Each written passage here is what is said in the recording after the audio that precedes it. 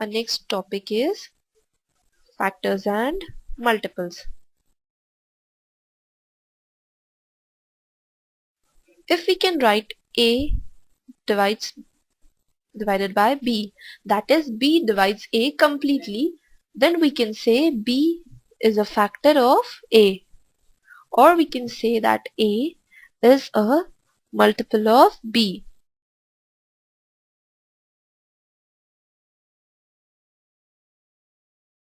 Now next we have factorization. Factorization is a representation of number in forms of multiples of its factors. Now suppose we have, for example, we have 12. Now we can factorize 12 as 6 into 2, or 1 into 12, or 4 into 3. So expressing a number in multiple of its factors is called factorization. Then we have prime factorization. If we factorize a number in such a form that all of its factors are prime numbers, then such factorization is called prime factorization. For example, 12 can be factorized as 2 into 2 into 3. Now all its factors are prime numbers and their multiplication gives us 12. So this factorization is called prime factorization. Now suppose we have to find that how many number of factors, total number of factors we are going to have for 12. So what we can do, we are going to convert the number in form of its multiple of its prime numbers. Suppose we have a number D, then we are going to convert it in multiples of its prime number, that is a to the power x, b to the power y, and c to the power z, and so on, where a, b and c are prime numbers.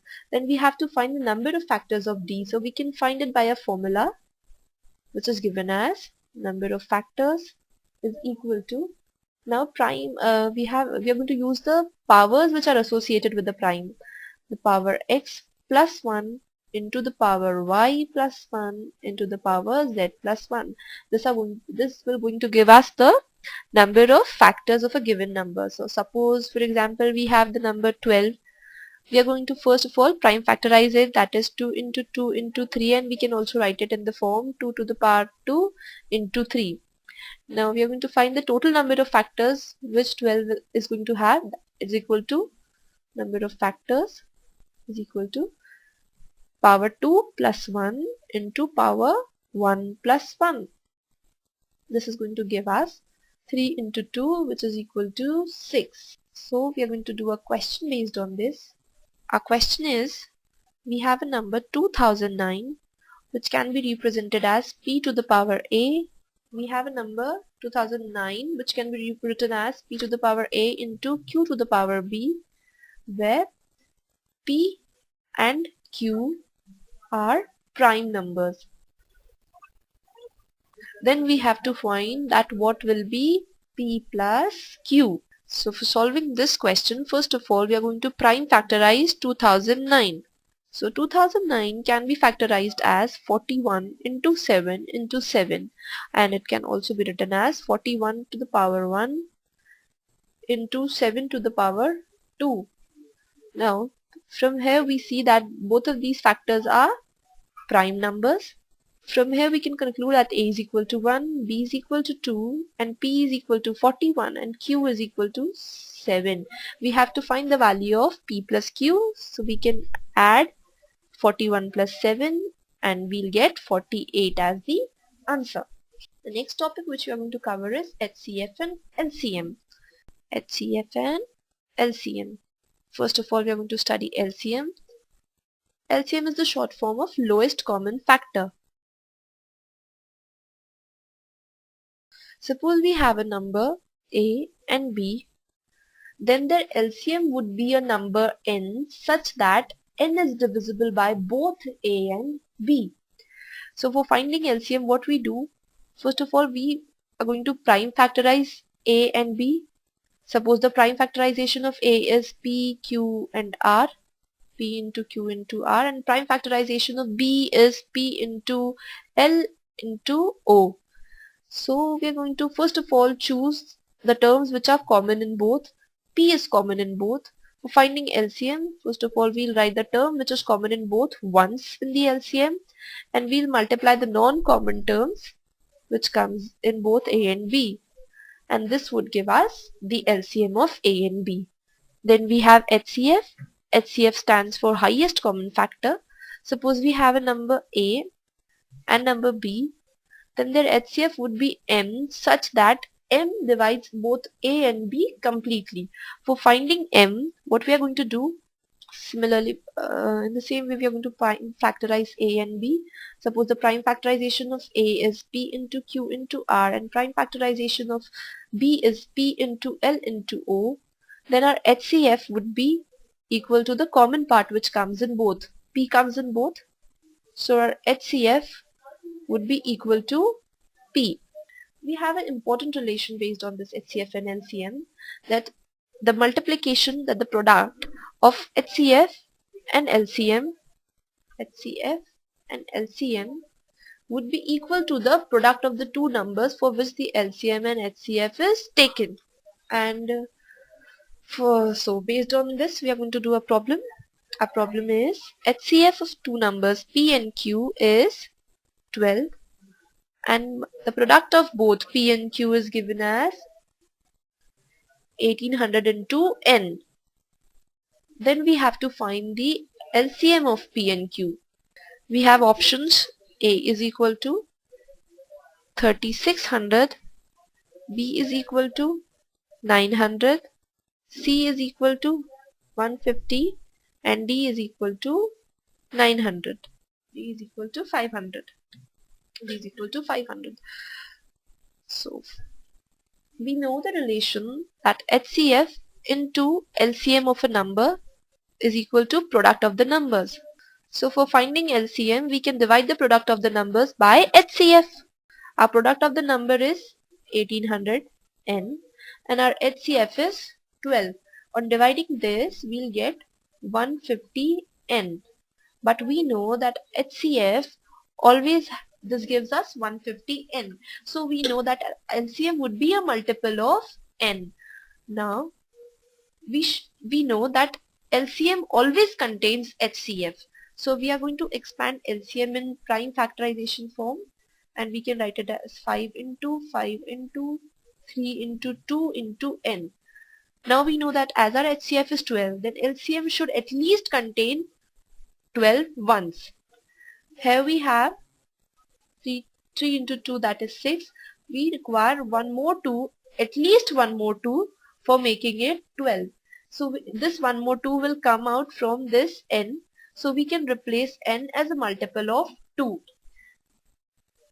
When we'll replace N by 2M, suppose, then we'll get 300M as the LCM. We are replacing N by 2M. Now we know that LCM should be a multiple of 300. From this equation, from these options, we can see the multiple of 300, and LCM should be in the lowest form. So the lowest multiple of 300 is 900. So therefore our LCM is 900, and this is our answer. Now the next topic is divisibility. Divisibility is checking that a number is divisible by a given number or not. For this, we do not have to divide the numbers every time. We have developed certain tests for some numbers, and we can use that test to decide whether a given number is divisible by that number or not.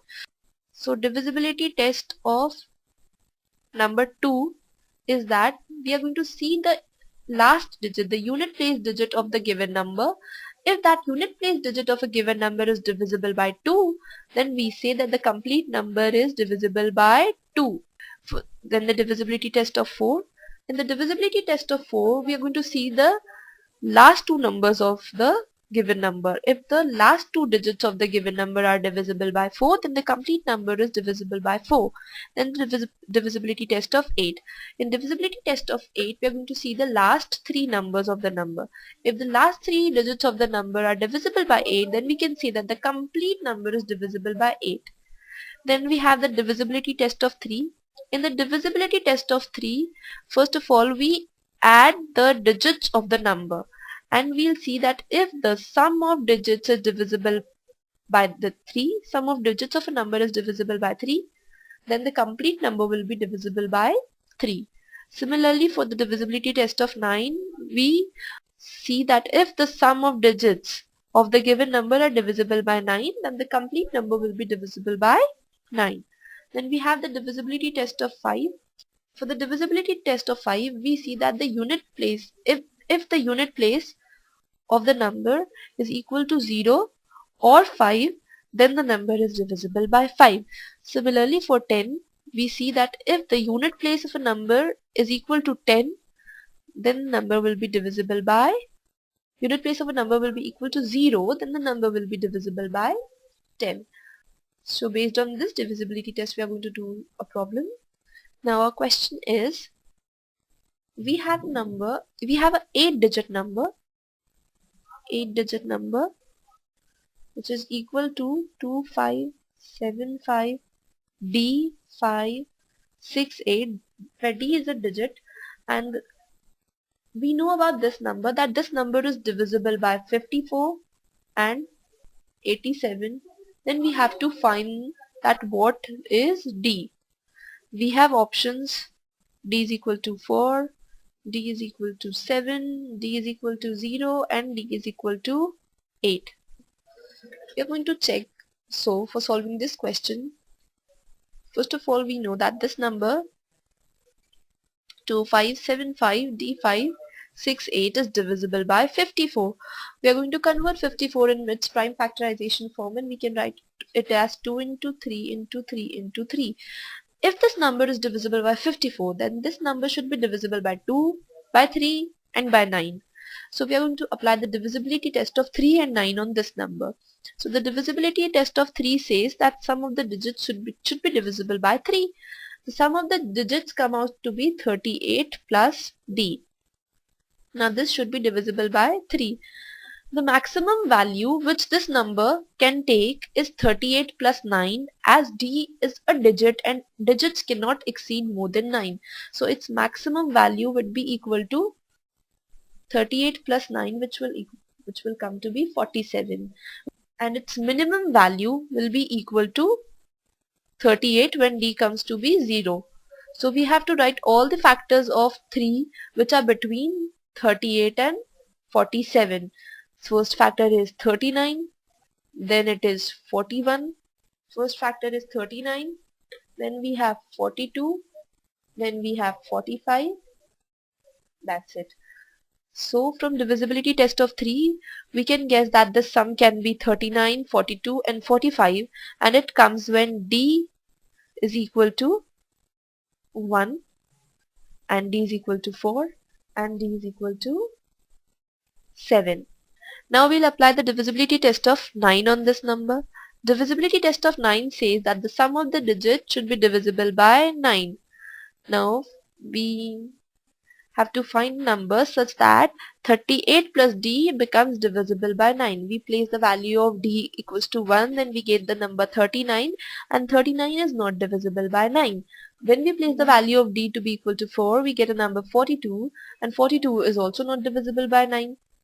When we take the value D equals to 7, we get the number 45, and 45 is divisible by 9, so we can place the value of D to be equal to 7.